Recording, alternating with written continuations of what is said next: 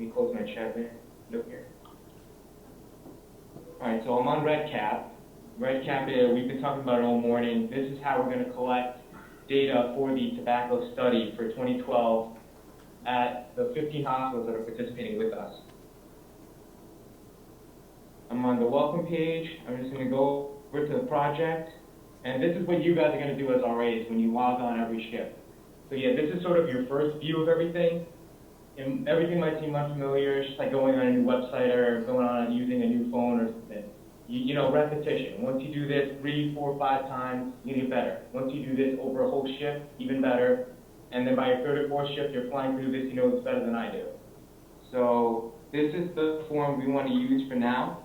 I'm going to show you what we have so far, and then the point with Redcap is that this is our way to sort of guide you through data collection, sort of tell you what we want you to do, so that you know we don't have to train everybody to do this. You do it a few times, and then the Redcap will sort of guide you through all the questions. You don't have to memorize anything. You don't have to do too much of your own stuff. You can sort of use this system to help you.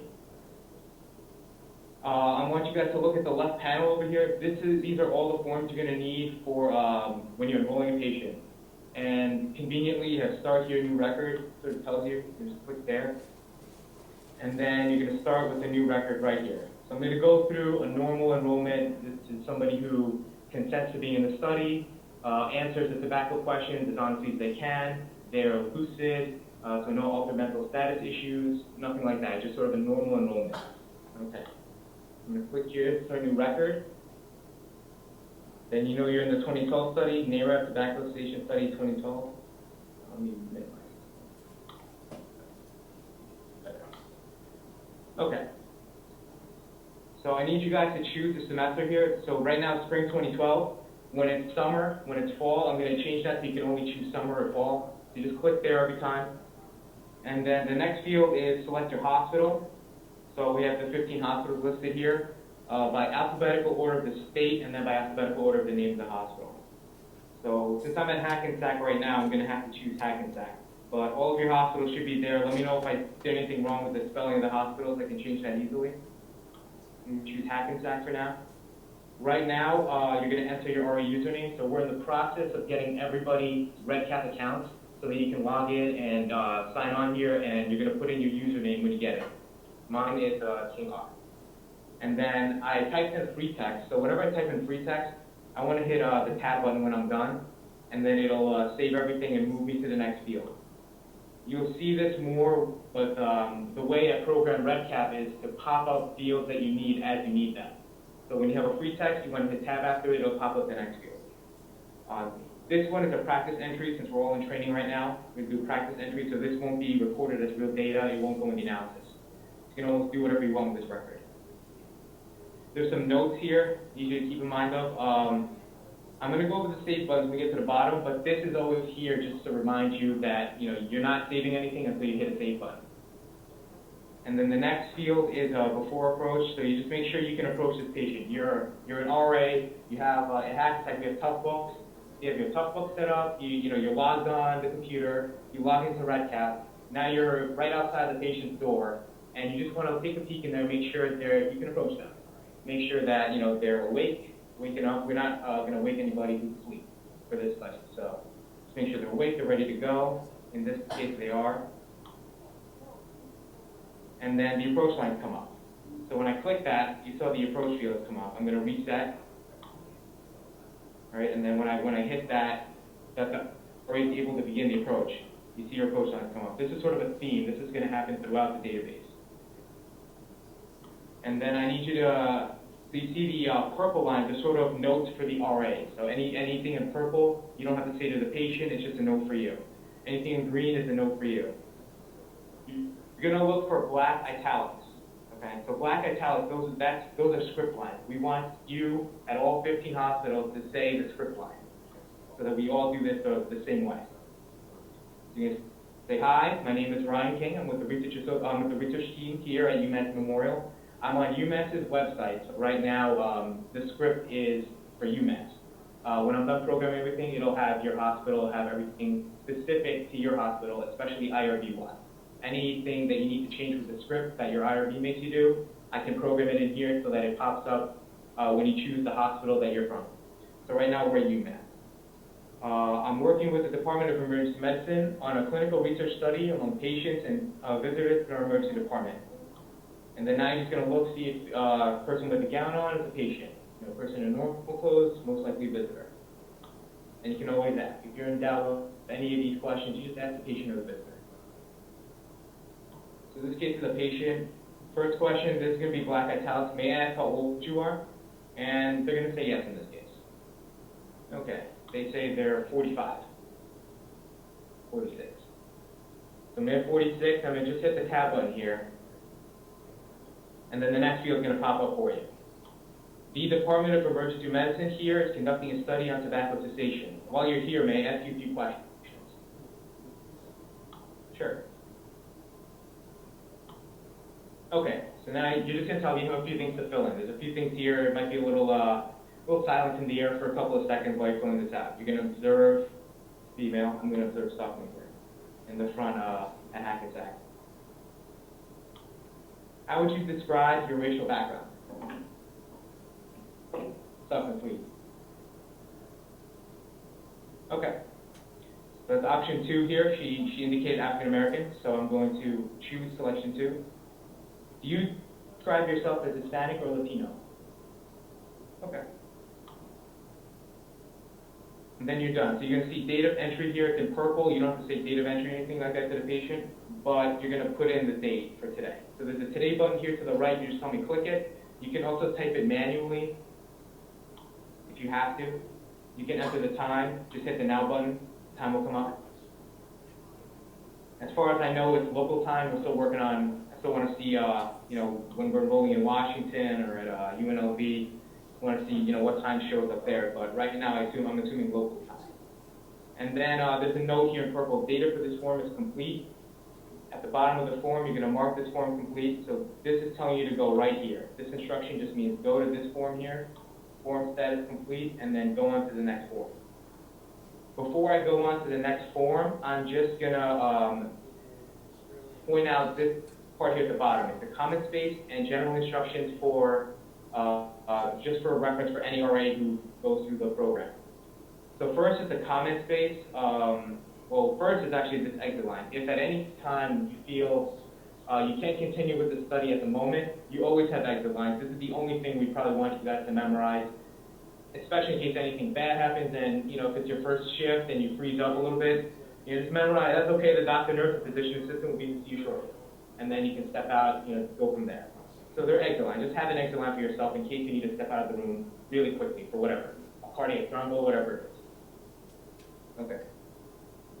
So I'm going to point out the comment space next. So if there's any issues with data collection, if you're not sure of ethnicity, if they say other, or they say mixed background, whatever they say, any issues with the data that you're not sure of, you can write a note down in the comment space. Just open that square up right here and type in whatever you want.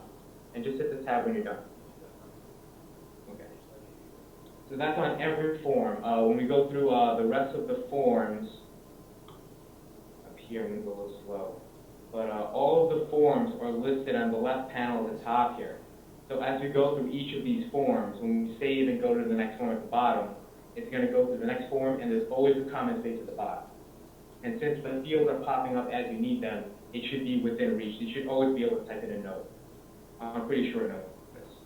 I'm back to the bottom of the screen here. This is the only time I'm going to point this out. On the first form, it's the description of form status, which is right here. It's complete, incomplete, or unverified. And the 4 buttons at the bottom right here. Save record, save and continue, save and go to the next form, and cancel. So I'm just going to open this up. And it sort of gives you, this is for RAs on the first shift, or later on if you're trying to show somebody the database, you have this sort of as a reminder for yourself in case you need to explain what all that means. So the form status, incomplete, complete, and unverified, it tells you what it means here. And then I'm going to go over the save buttons at the bottom here real quick. Save record is sort of your save button and then kick out of the record. So it's a way to just, if you're just making an edit when you come back, hit the save record button, it'll save whatever you changed, and then you'll have to choose a new record if you want to continue. Save and continue is like your refresh button. It should save and stay on that form. So it'll save whatever you have and then put you back to the top of this current form. Save and go to the next form, saves whatever you have on this form, and moves on to the next form. And the cancel button is you can cancel whatever you did. So if you made a whole bunch of changes and you don't want anyone to see it, cancel. Let's see. Really quick here, I just noticed this. I have to explain what the red, green, and orange buttons are. So I'm gonna do that right now. So I'm saving. If you notice on the first form, you only had links here at the top left panel, right? You only had these blue hyperlinks, right? Like you see on any website. As soon as you click that, you've started a record. You've hit a save button. So now we have a record that you have created something new here. This is the record you created, and the red, green, and orange buttons are sort of your way to navigate through all the forms within one record. So right now we're on the exclusion criteria form for this record number 203, okay? If we click the green button, we can go back to the first form for record number 203. But if we click a link, then we're not going to be there anymore. We're going to be kicked out. We have to pick the record again. So those red and green and orange buttons are there for you to navigate within one record. Does that make sense, everybody here? Good, okay. So I'm going to find 203 again. So whenever you make a record in Redcap, it shows up and you can always go back to it. This is a list of all the records that were made. UMass ran a fall semester to pilot the whole system. So they have a bunch of records here that they're already done. I'm still looking for my record. No, I'm not sure, but I know it's on this one. It'll definitely be here. So you can see this is a little tough to navigate, but there it is, 203. Okay, so now I'm back to the record that I made before. And I'm going to navigate within this record to exclusion criteria. So now I'm on the second form. There's the green notes again, just tells you, make sure you hit a save button. And then there's purple notes you. You're going to just try to observe the room. Are you alone in the room with the patient, or are you is there other people, other visitors in the room that you also would approach for this study? Right now you're alone, just for this example. Okay. So they agreed to continue. This is the exclusion criteria for the study.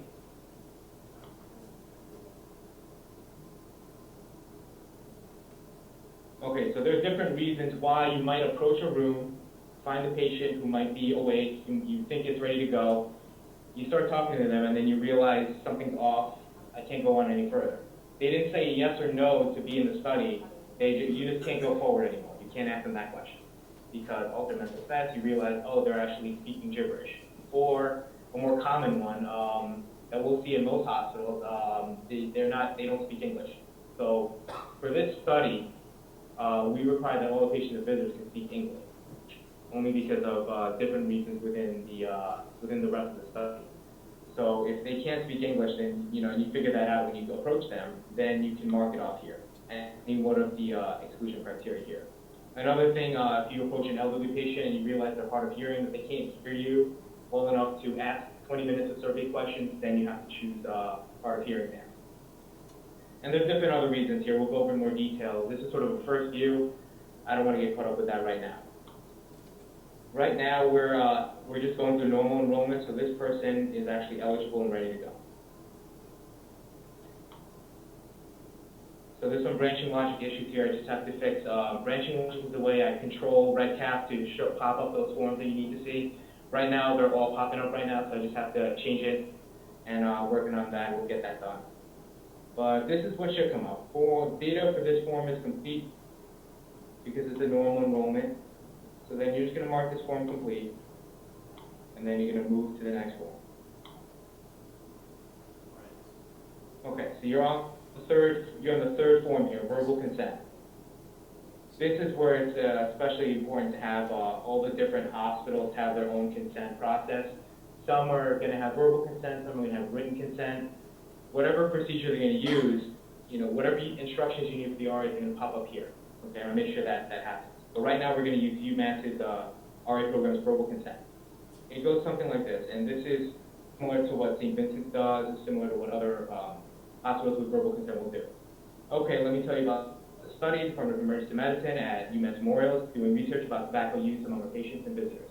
It's going to go all the way down to describe the study, in script format. You don't have to memorize any of this stuff really already. You just sit here, you just read this line by line. We have, there are spaces here. These are points where you want to look up at the patient just to establish rapport, to make sure they're with you and make sure you're understanding them and you're on the same page. You're going to say all these lines, and you're going to see a space here. You're going to look up. You're going to smile and nod. Make sure that everyone's on the same page. You're going to get to the bottom.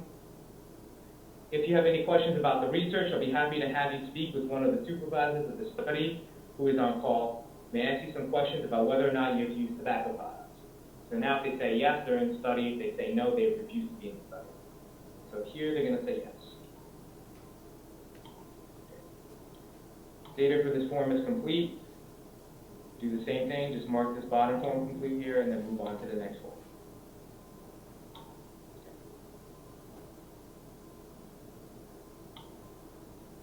Good. So now we're on the tobacco use questions. This is the first question. At any time in your life, have you ever smoked cigarettes, cigars, or pipes, or used tobacco or snuff for longer than a month? Patient will give you their answer, yes or no. Here, we're just going to go through an example where they have used tobacco before. How old were you when you first started using tobacco? They say 19. You started it somewhere in college. At 19, and then tap. So there's a little note here in blue, and it's pretty big there. So for Redcap, if you have to enter that they started at 7 years old or 9 years old, you're going to type 0709. That's just to help us and to help Redcap get the data through correct. But here's 19. So how many years have you used tobacco products? So everything here in black italics, I'm reading off to the patient or the visitor. Right? The rest of these are notes. Anything that's not in italics are just notes for you to see. Okay, so they were 19. They used tobacco until they finished college, 22 of them. You'll see 22, and then I hit the tab button so that the next fields pop up. So what types of products have you used for more than a month? Just cigarettes for this one, just so you see it. So we're trying to see what types of tobacco they're using and how much of them, how much of cigarettes, let's say, they're using. So here they smoked half a pack a day. So over the number of years you use cigarettes, how many cigarettes did you usually smoke on a typical day? We're calculating for cigarettes per day. Okay, so if they say something like half a pack a day, you just type in 10 per day. And half of one pack is 20 cigarettes, just type in 10. And then I hit the tab button, and I'm moving on to the next field. The next question is, do you currently use tobacco every day, some days, or not at all? In this case, I'm going to say not at all. They stopped using after college. When did you last use tobacco or smoke a cigarette, even a single puff? This was a 46-year-old male, female, I think I changed it, but 46-year-old, and stopped at 22. I'm expecting them to say 24 years ago, right? Longer than 12 months in this case. So you have a bunch of answer choices here. If the patient sort of gets stuck, you just start reading up. Say, was it within the last 24 hours? Was it longer than 24 hours and up to 7 days? Longer than 7 days up to 1 month? So you give the patient a chance to answer the question, the participant a chance to answer the question. But then after they're stuck for 5 seconds, you wait for 5 seconds, then you start listing off some of the answers they look for. That sort of helps them help you. So you just longer than 12 months. How many individuals that you live with currently use tobacco? Say right now he's in a family with 12-year-olds and no one else smokes anymore. Right, so 0.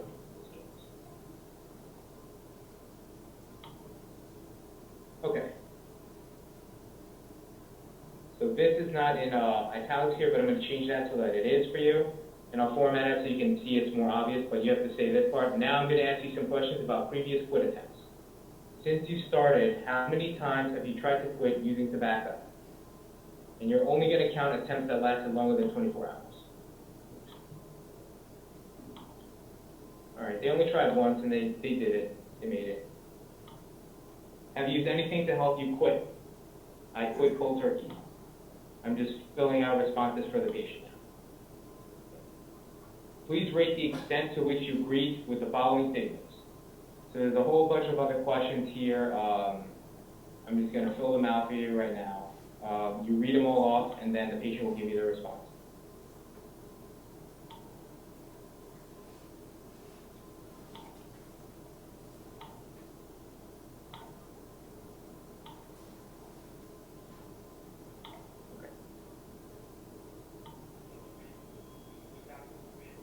Okay, then you get into participant demographics. So what language do you prefer to speak? So this person understands English, but might prefer to speak Spanish. So as long as they understand English well enough, they could be in the study. Whether they're bilingual, trilingual, whatever. If they prefer a different language, it doesn't matter. As long as they can understand English, they can be in the study. What is the highest grade that you finished in school? In college. So you see that all these fields are popping up. So there's a lot of questions here, but they all come up one at a time, so that you're not overwhelmed right away. Do you have UMass Health? So in this case, it's for UMass. Unsure, because we're at Hackensack right now. Do you have Medicaid? Maybe. So a whole bunch of insurance questions, right? This case, let's say private insurance. Do you have any other kind of health insurance? And then there's a note in purple here. So if you need the next field to appear, you've got to enter something. So just type something in, no, and then hit enter. Comorbidity. Do you have any of the following medical problems? Asthma, coronary artery disease, or diabetes? You just say, no, I don't.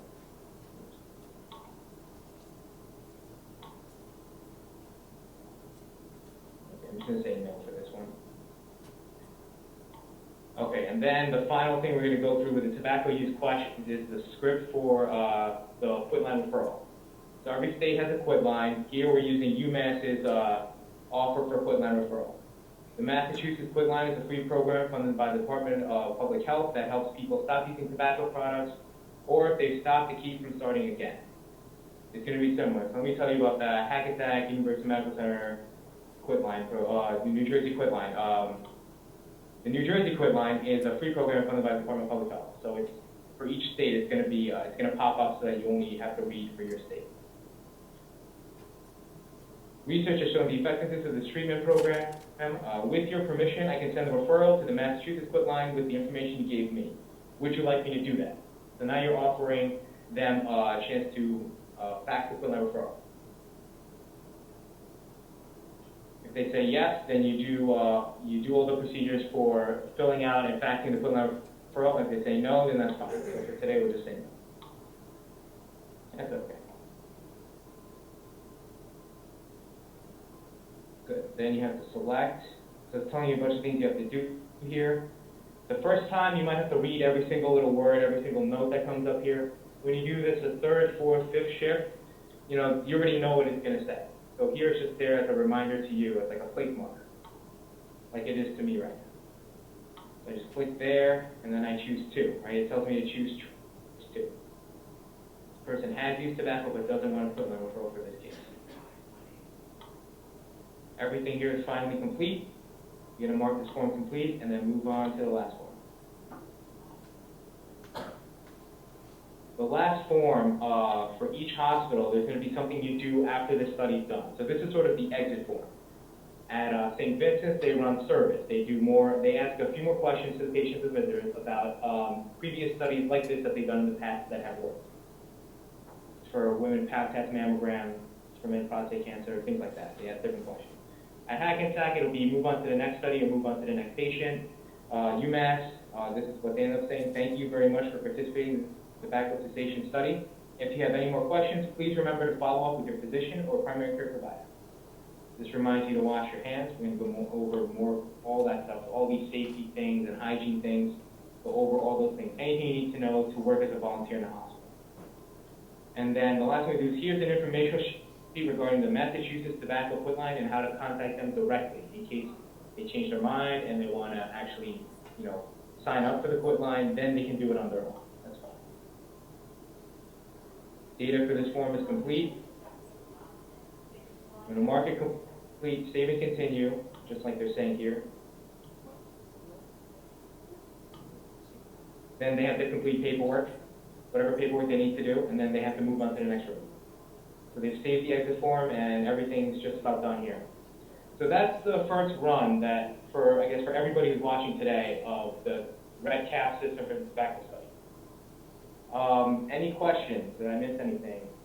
Chief RA, Stephen, Ronak, anybody familiar? Any questions? Yes, up here.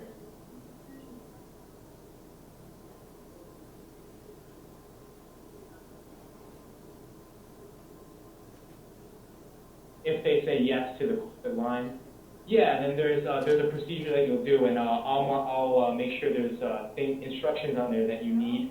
So it'll tell you what the next step is. You're going to fill, in this case, you're going to fill out a quick line referral with the patient. You're going to give you their name, all this demographic information that they're not going to give us for the study. They'll give their name, any contact phone numbers, emails, the best time to contact them, and then we're going to fax that to the quick line. And then the quick line is going to get a hold of them within 3 to 5 days. Within 1 to 2 days, actually.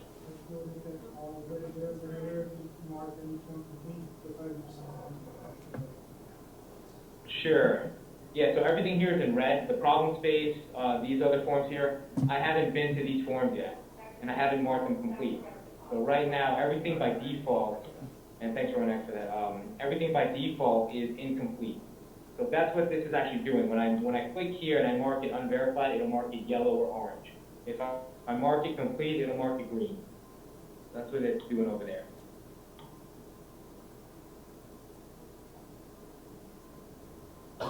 Good. Yeah, question to that.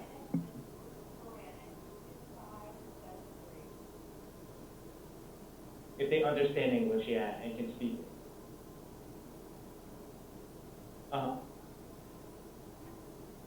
No, you're not going to answer questions in Spanish. You're going to, and that's why we make sure the person can understand and speak English, so that you can do the whole survey in English. Whether you're a proficient Spanish speaker, that's fine, but you have to be proficient in English. That's all we want to worry about for this. One question back here? Yep.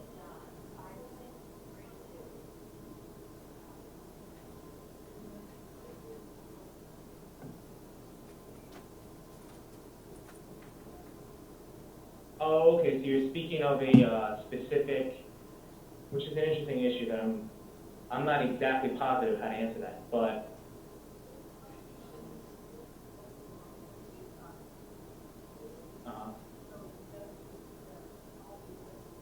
in my case here specifically, they stopped at 22 and they never started again. You just did the math there. Redcap did not ask you to do that. It just said longer than 12 months or...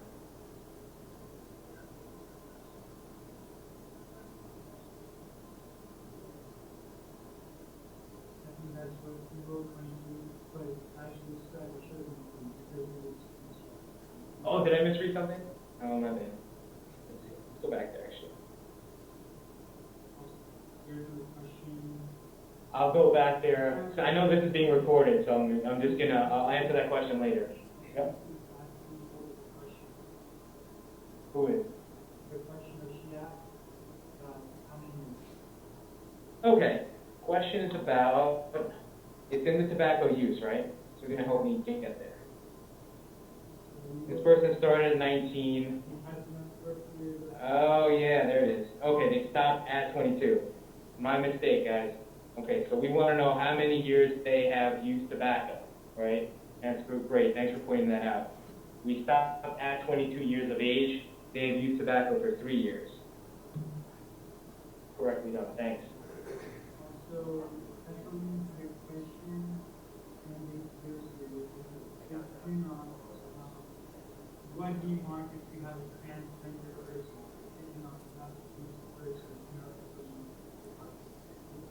Okay, so with any issues like that, you're going to, the question, yeah, so any issues like that, the question being, what if you're not sure of gender, right?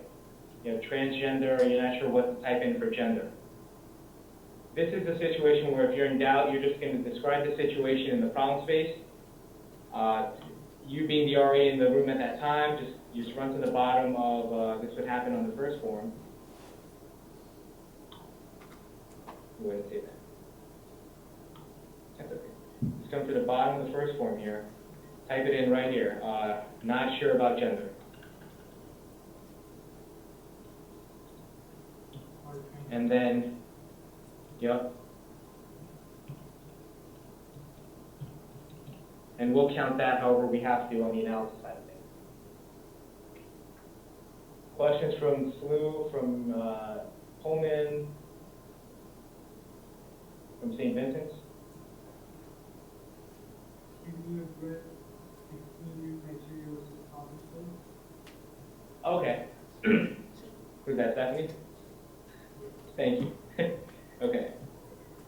Go back to the exclusion criteria form here. I'm just going to stay within this record. Okay, so you're at the exclusion criteria where you're sort of getting a feel for the patient. You're saying things like, may I ask how old you are, and I just have a few things to fill in here. Just wait a moment, please. And they're going to say, okay, and they're patient with you, and they're engaged with you. They pretty much want to do this. They're willing to do the study more or less. Right now, we haven't asked them officially whether they want to be in the study or not. So right now, they're neither yes or no. They're just, you're still approaching this person. You're still getting to that point, which is when you read the verbal consent. That is the point where you're saying, do you want to be in the study or not? So yeah, they're going to say yes to everything you're asking. May I ask how old you are? Yes. May I ask all this stuff? Yes. But they haven't agreed to be in the study yet. So if you, for some reason, have to leave, if you, for some reason, cannot continue with the questions anymore, but you haven't asked them yes or no, you haven't done the verbal consent, then they'll be excluded. And these are reasons why somebody might be excluded from being in the study. If you approach them and you find out they can't understand you, or if you can't understand them, they can't be in the study. But they haven't refused or accepted the study. Once you get to verbal consent, which I'm just going to navigate to now, you get to verbal consent, which is the next form after that one. You read the verbal consent lines, or you do the written consent process, whatever your RB needs you to do. You do everything at the bottom. This is when you're asking them, may I ask you some questions about whether or not you have used tobacco products? Do you want to be in the study or not? So they say yes, then they're willing to continue. Now they're in the study. They are a participant. They're in the study.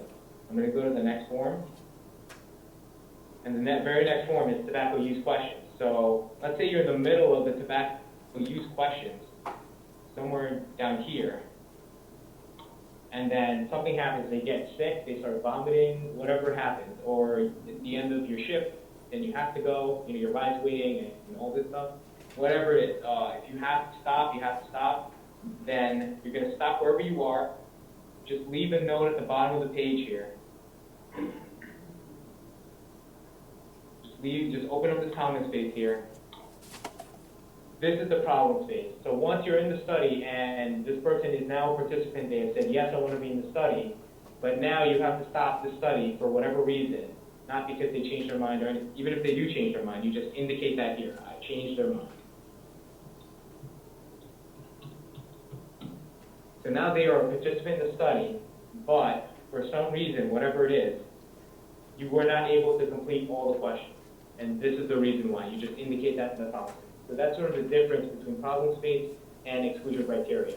Exclusion criteria happens before they say yes or no to be in the study, before the verbal consent or the written consent. The problem space happens when, during the tobacco use questions, you have to stop this movie. Question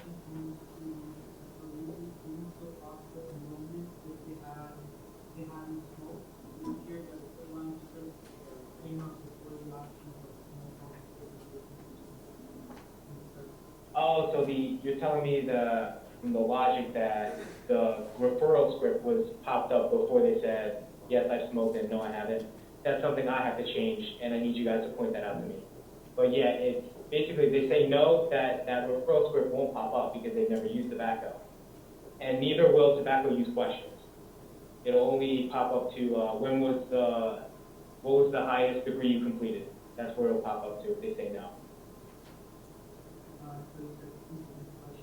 Oh, sorry, the question is, someone noticed while I was going through the database, the very first question, do you want to use Let me go up to it actually. At any time, in your life, have you ever used smoked cigarettes, cigars, pipes, used chewed tobacco? They noticed that at the very bottom, before I said yes here, that the quit line script already popped up. And they just wanted to make sure that for somebody who's never used tobacco, that a quit line referral script won't pop up. And I'll assure you that it won't pop up when you guys do it. Neither will tobacco use questions. Those won't pop up. They're irrelevant to anyone who's never used tobacco. Yeah, question here.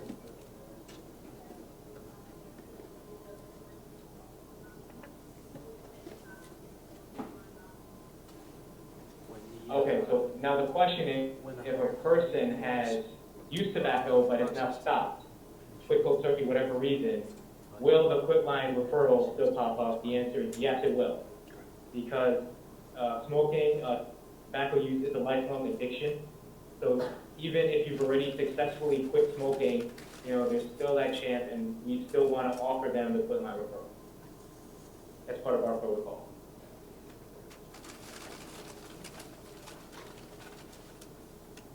Question here.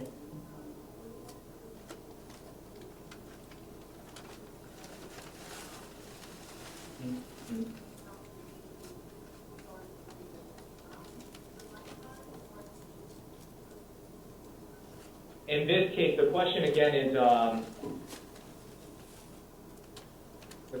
about how many years you've used tobacco. If, let's say this person has quit and then restarted using tobacco again and then quit again, let's say they used it for the first time for 5 years and then stopped and then used again for 7 years. You're going to add that whole thing up, right? The question is just how many years of tobacco use. So then just add them up in your case. No, save that. So I didn't hit the save button when I changed it, and 22 came right back up to haunt me. And now I'm going to save it. Whenever you make any edits, hit the save button. I'm using my refresh button here. When I come back down, it should say 3. Okay, we're good. Any other questions from anyone NARAP? Good to go? All right then. Is it lunchtime now, or what's next? Stephanie. Lunchtime here at Hackensack. Ryan, Yeah. we have some questions. Sure. So what do you say to a patient when the patient is excluded? That's the question, right? Can you repeat that? What do you say to the patient if the patient is excluded? Oh, you want to know, the question you want to know about is what is the script in the case where someone gets excluded? Yes. Oh, okay. So if at any point you're stuck in the middle of something, let's say you're trying to observe gender, you're trying to observe race, and then you realize you have to exclude this person. Well, you always have exit lines. So here you're going to say your exit line, and then you're going to continue filling out whatever you have to fill out. Oh, that's okay. Physician assistant will be into you shortly, and then that operates. That's what I would say. That there are exit lines here that we suggest you memorize. That's when you would use the exit line in this case. You have your own. If you feel like you're in any danger, just get out of it, right? Thanks, Ryan. Yep. Keith has a few closing comments when you're done. Keith has a few closing comments? Yep. Oh, okay. Let's see. Mike. As far as I know, I'm all set. Do you need to record those closing comments? Sure. Yes. Hey, this is Keith. Terrific job, and thank you very much. And I think what we wanted to do with this initially is to get a broad view of what Redcap is about, how to enroll people in the study. The key is this afternoon's practice, right? Or whenever your program is going to do practice. Because right now, this is like, oh, okay, yeah, but there's a lot of stuff there. You're right. And we're going to run you through scenarios, patient scenarios, so that you are ready to enroll people in the study.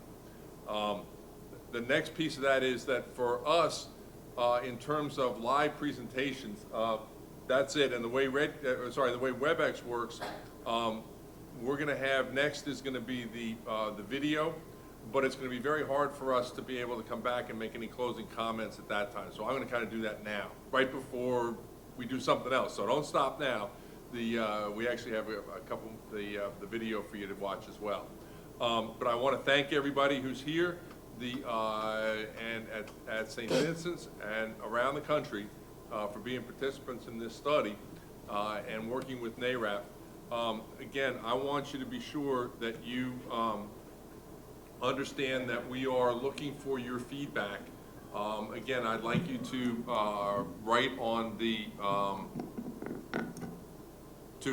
just a regular piece of paper and give it to your chiefs. We're going to get them to send them on to us so that we can look at that.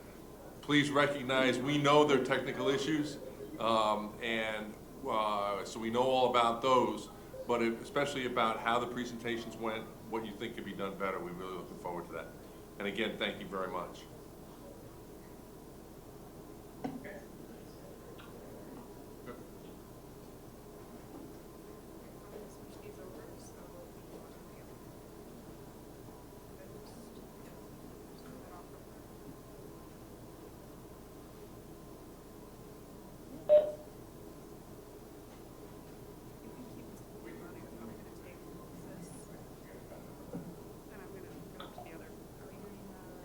Is that video already loaded?